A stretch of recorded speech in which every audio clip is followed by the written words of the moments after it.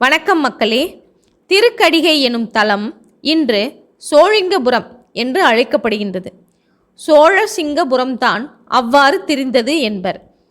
ஆழ்வார்கள் கடிகை என்று இந்த தலத்தை மங்களாசாசனம் செய்துள்ளனர்.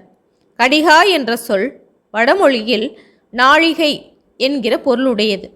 இந்த தலத்தில் ஒரு நாழிகை இருந்து பெருமாளை துதித்தாலும் முக்தி சித்திக்கும் என்று நம்பப்படுகின்றது. கடிகாச்சலம் என்கிற பெயரும் வழங்கப்படுகின்றது.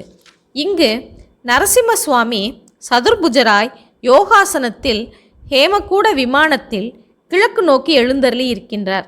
சப்த ரிஷிகளுக்கு நரசிம்மமூர்த்தி இங்கே தோன்றியதாக ஐதீகம். பேய் பிடித்தவர்கள், மனநோய் உடையவர்கள், தேகவியாதி உடையவர்கள் அனைவரும் அங்கு சென்றால் குணமாகின்றனர் என்கின்றனர் பெரியோர்.